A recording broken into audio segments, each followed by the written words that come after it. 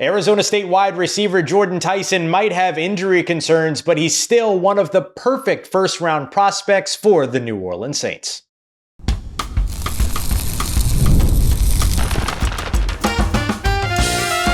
You are Locked On Saints, your daily New Orleans Saints podcast. Part of the Locked On Podcast Network, your team every day. What is good, Who Dat Nation and Who Dat family? I am your host, your friend, Ross Jackson, New Orleans native, your New Orleans Saints expert and credentialed member of the media covering those New Orleans Saints as a Saints beat writer over at LouisianaSports.net. And on today's episode of Locked On Saints, we're going through our midweek 7-round mock draft, including landing a sleeper edge rusher at the end of the draft. We'll take a look at an underrated weapon that the Saints could potentially add, and we're going to kick everything off with Jordyn Tyson, the Arizona State wide receiver, who is one of the perfect selections for the New Orleans Saints in the first round. The good news is that there are a few different options that would still fall under perfect. We got all that and a little bit of lanyap for you on today's episode. We appreciate you very much, whether it's your first time or your next time being here with us this time, making us your first listen and being an everydayer here on the show, which is a proud part of Locked On Podcast Network, the #1 sports podcast network. Thank you for helping us get here as we bring you your team every day. New Orleans Saints need another wide receiver. It could be a big-bodied wide receiver. It could be a yards after catch wide receiver, but somebody that can come in and help to bolster the top of this wide receiver room alongside Chris Olave and Devaughn, Vele, as well as some of the unknowns in the room, but the exciting unknowns like Jalen Polk, like Damian Alford, like Trey Palmer as well. So still some names inside the building for New Orleans, but adding more talent is never a bad thing at wide receiver, and the Saints can certainly use it. And so in round 1, pick 8, I went with one of the Saints' perfect prospects, Jordyn Tyson. I think Jordyn Tyson out of Arizona State is one of the perfect prospects for the New Orleans Saints. 6'2", 215-ish pounds. He is a big-time physical, quote-unquote, #1 or wide receiver 1, for me, more importantly, X-type receiver that can go out there and be put out on an island all by himself, make physical catches in the short and in the intermediate area, also can attack downfield, and can move, not just taking snaps on the boundary, but can also be moved into the slot.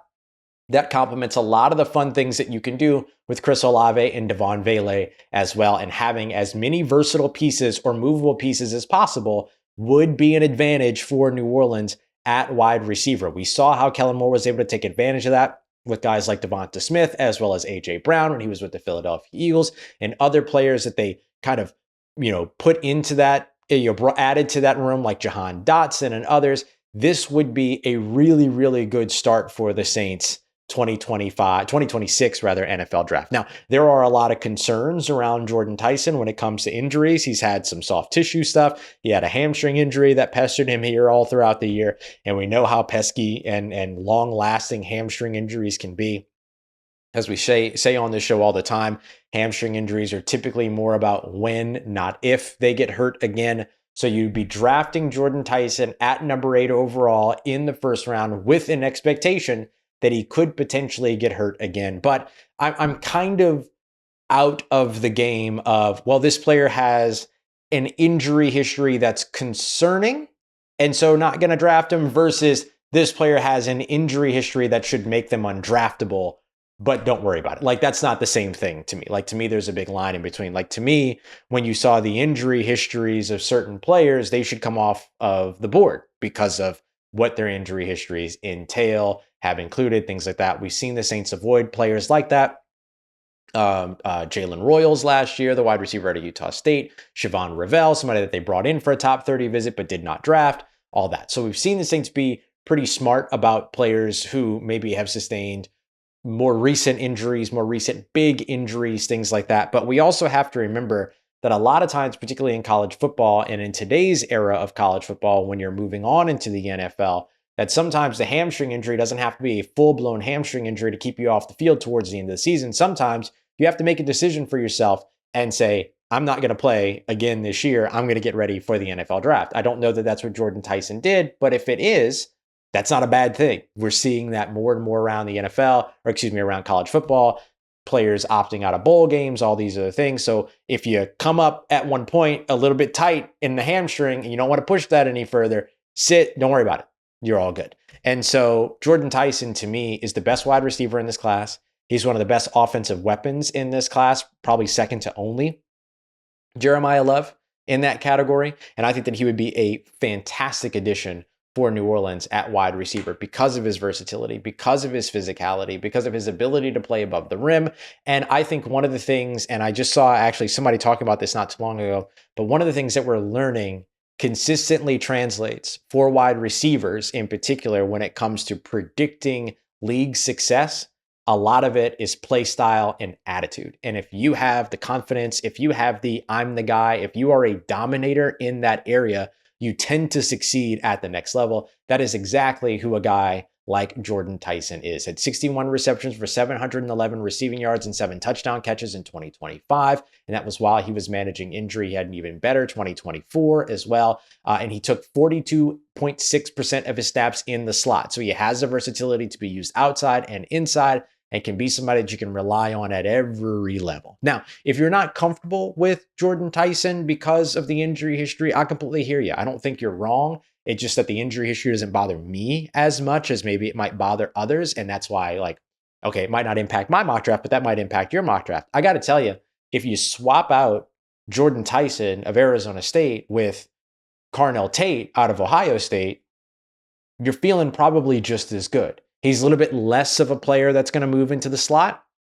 like a Jordyn Tyson can. He doesn't give you the full-on versatility, but that doesn't necessarily mean anything if you can't coach him to do those things, right? Or if you can coach him to do those things, then it doesn't matter, right? Then you can also look at who else is on the board. And if a guy, I mean, if you watch the Indiana versus Miami national championship game, you got to imagine that if Ruben Bain, for whatever reason, fell, which no way he's going to now that the masses have actually seen him play, but if he were to actually fall, you probably go with a Ruben Bain. If Arvell Reese is on the board, you're probably going for an Arvell Reese. If Caleb Downs is on the board, maybe that becomes a little bit less of a conversation if you're trying to choose between Caleb Downs and Jordyn Tyson because the Saints are bringing back Julian Blackman on a one-year deal. So maybe with that, you might say, okay, that doesn't rule the Saints out of drafting a Caleb Downs because they're probably talking about a veteran minimum one-year deal, but it does make the positional appeal of a Caleb Downs a little bit less than that of a Jordyn Tyson, because Jordyn Tyson at wide receiver right now, as we speak, would be considered a position of need, or a Carnell Tate at wide receiver would be considered a guy at a position of need. So maybe that ends up having an impact there. But outside of that, I think you should feel pretty good with Jordyn Tyson. I think you should feel pretty good with Carnell Tate. If one of those other guys falls and you get really excited about them, you should feel really good about Elijah Surratt or Chris Bell in the second round, Chris Brazzell in the second or third rounds. Like, there's a lot of these wide receivers out there. So that's the good news for New Orleans. There's a lot of perfect opportunities for them in the first couple of rounds. But for me, Jordyn Tyson is one of the most enticing. Coming up next, the New Orleans Saints in the second round can also land a very underrated running back out of Notre Dame, but not that one. We'll dive into that as we continue on with today's episode of Locked On Saints, part of Locked On Podcast Network, your team every day. Today's episode is brought to you by our friends over at Drip Drop, and my secret life hack when it comes to cutting back on some of those caffeinated beverages out there, as well as one of those folks that would always want a little bit more coffee at 2 p.m., 3 p.m., trying to cut back on that a little bit, and Drip Drop has been hugely helpful. We're talking about these like electrolyte powder packs that you could drop into, you know, a glass of water, a bottle of water or whatever, shake it up, and then bang, you're off and running, getting yourself that clear focus, better energy, the elevated mood that you're looking for, and maybe that you were searching for in the cup of caffeine you can find here with Drip Drop, which is what I love. They got great flavors as well. They have a cherry flavor that I absolutely love, and so many more as well. Check out the starter packs over at dripdrop.com. And right now, over at Drip Drop, you're going to be able to get 20% off of your first order. Just go to dripdrop.com and use the promo code LOCKEDONNFL. That's dripdrop.com, promo code LOCKEDONNFL for 20% off. And stock up right now at dripdrop.com with that promo code LOCKEDONNFL. What if sports were traded like markets? Now you can put your sports IQ to work in real time with Robinhood prediction markets. It's not you against the house, it's you participating in a live market. You can buy and sell positions live all game long using your sports knowledge in the moments that matter. Robinhood prediction markets changes the game. It's people moving the action. So when the momentum shifts, you can move with it. I always knew the game, but never had a real dynamic way to apply that knowledge. But now I can take part live in a market powered by people. You're no longer just a spectator. Play by play, you decide. Trade every play with Robinhood, now available across the US. Download the Robinhood app now to begin. Futures and cleared swaps trading involves significant risk that is not appropriate for everyone. Event contracts are offered by Robinhood Derivatives LLC, a registered futures commission merchant and swap firm. All right, family, in the second round of this 7-round mock draft, I grabbed a running back from Notre Dame who would absolutely be a home run hitter for the New Orleans Saints. No, I'm not creating some type of crazy alternate world in which Jeremiah Love fell to the second round, but I am going with his backfield running mate in Jadarian Price in this draft. I think Jadarian Price is a player that's going to get mad overlooked because he's on the same team as Jeremiah Love, but I think that the New Orleans Saints should absolutely be interested in him, especially looking back at some of their old draft trends. We appreciate you very much, as always, for being here with us, making us your first listen, and being an everydayer here on the show. For all of you everydayer all access members, our everydayer club, we have a new film study up around Julian Blackman, what he did in his first week, why it was smart for the Saints to bring him back, what it could mean for 2026. If you want to find that out, you can click the link on the description or head over to lockedonsaints.supercast.com. I'll also discuss a little bit of Julian Blackman here on the show as well. But I want to continue with the film study first. I mean, not the film study, I'm sorry, the mock draft first. So with the 42nd pick in the NFL draft in the second round, I went with Notre Dame running back Jadarian Price. I think I said Prince earlier, my bad. For me, like going with the guy like Jadarian Price is exactly the type of running back New Orleans should be looking at. Great vision, incredible acceleration and burst, very patient rusher as well. Has a lot of the desirable traits as a pass protector that you look for in a running back too. 5'11", 210 pounds, averaged 3.92 yards after contact per rush last year as well. Had over 670 rushing yards as well as 11 touchdowns in 2025. And that was in a backfield with Jeremiah Love, BT dubs. Like he was splitting carries. And here's the thing. He only had 120 carries last season. And that was a career high for him, by the way. And if you look back at the Saints' previous draft trends, outside of drafting a player like Mark Ingram, and before they drafted Devin Neal, the majority of the running backs that they selected in the draft, including guys like Marcus Murphy, Daniel Lasco, Alvin Kamara, those guys had sub 200 carries per year over the course of their collegiate average. They liked running backs that still had a lot of tread left on the tire. They liked running backs that didn't have a lot of wear and tear in terms of their collegiate usage. And Price is exactly that player. And then you add the vision, you add the contact balance as well. That was the big thing everybody always talked about with Alvin Kamara, to where he would kind of bounce off of players, go limp as he was bouncing off of guys, and then just kind of be able to keep going. Did a good job sticking his hand in the dirt to get the third point of contact, keep his balance going as he was running downfield, all that. That's contact balance. And Jadarian Price has a good bit of that on his tape as well. He'll be one of our upcoming film studies on the All Access plan. So really great stuff in terms of what a guy like Price could bring to this running back room. If you had him, let's say Alvin Kamara comes back, you have Devin Neal and Audric Estime, that's a really good running back room. And then somewhere involved in the kind of atmosphere of New Orleans is Kendre Miller as well. That's a really good situation in your running back room. So I would really like the addition of Jadarian Price for New Orleans. That is assuming that they don't sign another running back in free agency, which very well could be a route that they go. All right, let's look at round 3, pick 73. I went back to an old reliable here. This pick 73 feels like a really good trade back opportunity for New Orleans. The impact that you're going to get here at this point, you're either going to reach for somebody that doesn't usually go in this range, which is fine, or you could potentially move back and grab, pick up an extra asset here. This is the pick that I would be watching for as a potential first trade back since 2007. But with the board having fallen the way that it had fallen in this simulation, I went with Ohio State tight end Max Clare. He's one of my go-tos at this spot. 6'5", 243 pounds, good all-around tight end, strong run blocker, 66.7% contested catch percentage as well. You're probably not going to have at least one of Taysom Hill, Foster Moreau, as well as Jack Stoll. Maybe you might not have two out of those three guys. Adding another tight end just makes sense. You can do so in free agency. We highlighted Baltimore Ravens free agent upcoming. Charlie Collar is a guy that could make sense, the former Iowa State Cyclone. But for right now, not knowing what happens in free agency, Max Clare in the third round makes a lot of sense. Or trade back from here and still be able to put yourself in line for a Zachariah Branch or a Skylar Bell, one of these yards after catch wide receivers, another interior offensive lineman in the 90s could make sense, all that. But I didn't do that.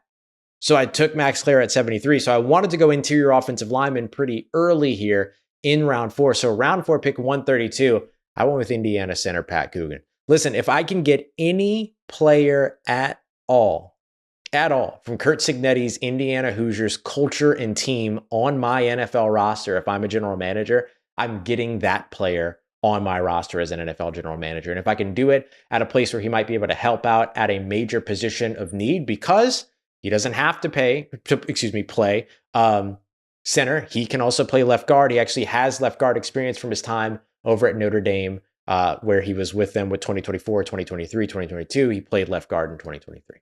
And so he could step in and be a starter for you, as far as I'm concerned. He does a lot of things well. 6'5", 311 pounds, does a good job controlling the line of scrimmage. He's active. He understands. He's got high football IQ, all those things, which most centers do. Could easily start for you at left guard. And if nothing else, gives you quality depth all along your interior. I also think that the Saints should bring back Luke Fortner as well, but that's just me.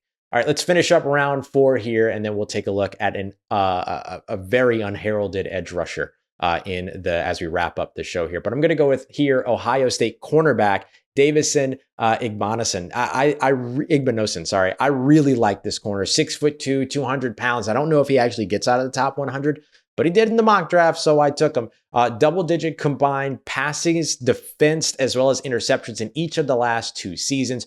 Good size, good speed. He's going to get called for penalties because of his handsy play. Maybe back that off a little bit if you're Brandon Staley, but I think that this would be a guy that would be able to come in and potentially start for you on the outside if you need to move somebody inside. But if nothing else, also gives you good depth in that cornerback room, adding to the great depth of that secondary. All right, coming up next, the New Orleans Saints. We're going to find them a really, really good sleeper pass rusher as we get into the 5th and 6th rounds of the NFL draft. Got that coming up for you next. We continue on with today's episode of Locked On Saints, part of Locked On Podcast Network, your team every day. Today's episode of Locked On Saints is brought to you by our friends over at FanDuel, the best place to go to get in on all the NFL playoff action, because FanDuel is officially in playoff mode. Every game during the NFL playoffs, FanDuel is giving customers a new way to get in on the action. Because right now, on every NFL playoff game day, FanDuel users get a profit boost pack waiting for them inside the app. With that profit boost pack, you can put down multiple profit boosts, actually, that you'll be able to apply on bets that you like most to get you more juice on those bets and potentially even bigger payouts while the playoffs are rolling as well. For instance, this weekend, the Sunday matchups, the New England Patriots 5.5-point favorites over the Denver Broncos, the Seattle Seahawks 2.5-point favorites up against the Los Angeles Rams. That game, of course, in Seattle. So if you want to get in on all of that, head over to FanDuel.com and check out an official sportsbook partner of the NFL. Grab your profit boost pack now at every NFL playoff game day.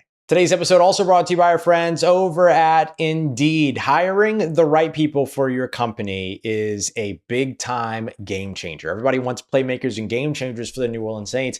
You probably want playmakers and game changers for your organization, for your company, and for your company's culture as well. So finding the people that really fit becomes really important. That's where Indeed sponsored jobs can help you today. According to Indeed data, sponsored jobs posted directly on Indeed are 90% more likely to report a hire than non-sponsored jobs. These Indeed sponsored jobs head directly to the top of the page to help you reach the candidates that are a good fit for you faster. That means that you can spend more time interviewing candidates who check all of your boxes with less stress, less time, and more results, all using Indeed sponsored jobs. And right now, listeners of this show can get $75 in sponsored job credit.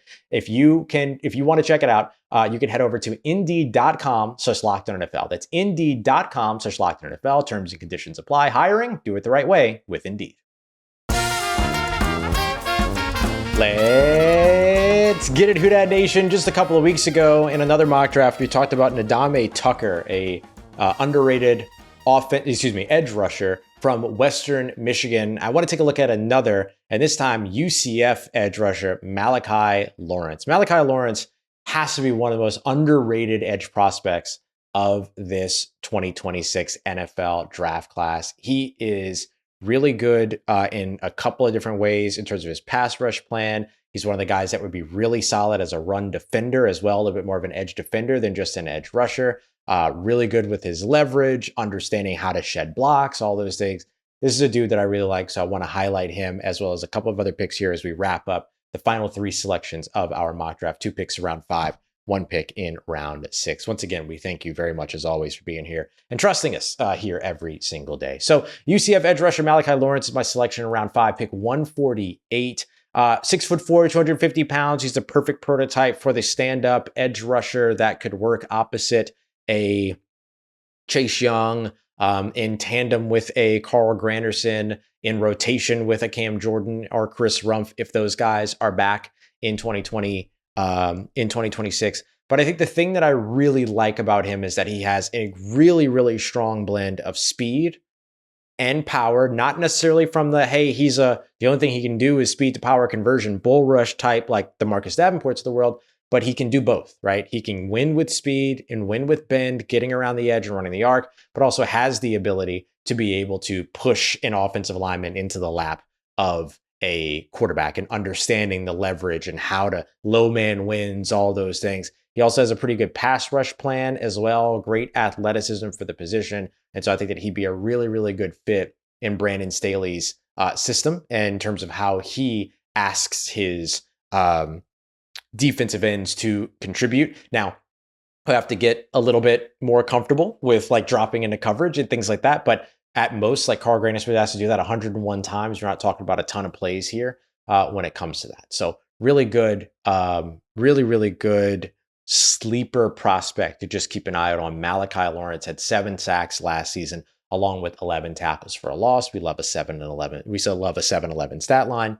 And so he would absolutely be a player that I would be keeping an eye out on here throughout the draft process. See if his stock rises, if things sit where they are. But this is a guy that I really like.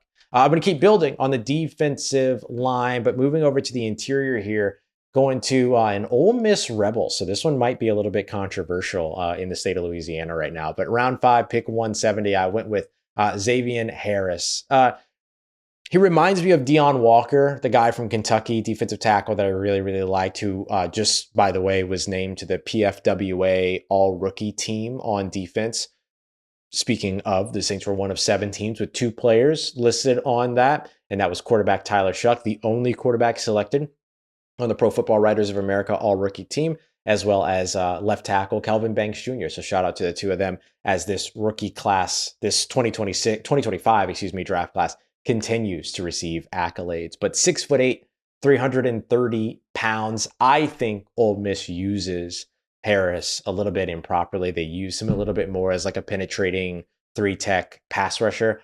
Put him at nose tackle and let him win in the middle. And that's what I would do with him. I would make him an A-gap or a 2-gap nose tackle right in the middle of that defense, line him up over the center, and let him just tower over the competition that's in front of him. I think that he would be a roll of the dice in the 5th round here. And to be a situation too, to where he has all of these like physical traits and would allow him to be a bit of a unique addition to New Orleans. I really like what it is that he could potentially bring to the interior of the defensive line, where I think you're still looking to shore things up, right? You still want your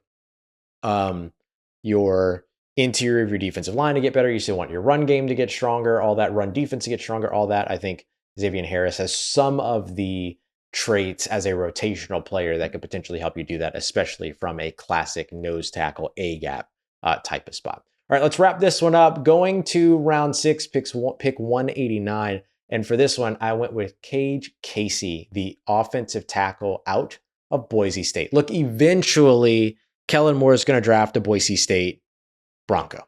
And when that happens, everybody's going to say, oh, he drafted a Boise State Bronco. So let's just get it over with.